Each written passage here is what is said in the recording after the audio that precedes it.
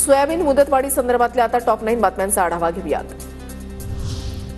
सोयाबीनच्या मुदतवाढीसाठी दिल्लीमध्ये मविया खासदारांचं आंदोलन, संसद परिसरामध्ये मविया खासदारांचं आंदोलन. मुदतवाढीसाठी सुप्रिया सुळे, वर्षा गायकवाड, निलेश लंके, ओमराजे निंबाळकर, प्रणिती शिंदेंच्या उपस्थितीमध्ये आंदोलन. सोयाबीन खरेदीसाठी केंद्राकडून मुदतवाढ नाही, मुदतवाढ दिली नसल्याचं राज्य पणन विभागाचं स्पष्टीकरण. सरकारने केंद्राकडे सोयाबीन खरेदीच्या मुदतवाढीसंदर्भात प्रस्ताव दिलाय. पणन मंत्री जयकुमार रावल यांची माहिती. केंद्राकडून 6 फेब्रुवारीपर्यंत मुदतवाढ, काही शेतकऱ्यांकडून पुन्हा मुदतवाढ देण्याची मागणी असल्याचीही माहिती. सोयाबीन खरेदीचा मुद्दा खासदार सुप्रिया सुळेंकडून लोकसभेत उपस्थित. नाफेडची सोयाबीन खरेदी बंद, मात्र शेतकऱ्यांनी ऑनलाईन नोंदणी केली आहे. त्यामुळे जोपर्यंत शेवटचा शेतकरी आहे तोपर्यंत सोयाबीन खरेदी झाली पाहिजे, सुळेंची मागणी.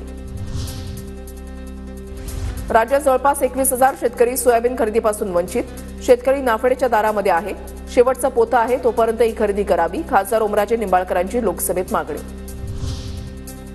गेल्या महिन्यातच सोयाबीन खरेदी बंद होणार होती, पण देशभरात महाराष्ट्रानं सर्वात जास्त सोयाबीनची खरेदी केली आहे. शेतकऱ्याला मदत होईल असेच निर्णय घेतले जातील, अजित पवारांची प्रतिक्रिया.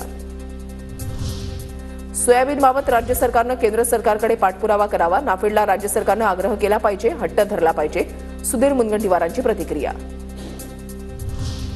सोयाबीन खरेदीला मुदतवाढ दिली होती, मात्र असा निर्णय झाला नसल्याचं पणन मंत्र्यांनी सांगितलं. सोयाबीन खरेदी व्हावी अशी मागणी. सोयाबीन खरेदीबाबत राजू शेट्टींची प्रतिक्रिया. सरकारी खरेदी बंद झाल्यानं राज्यभरातील बाजारामध्ये सोयाबीनचे दर मोठ्या प्रमाणात पडले. नाफेडकडून 4,892 रुपयाने खरेदी, तर नागपूर मार्केटमध्ये सोयाबीनचा दर 3,500 रुपये क्विंटलवर.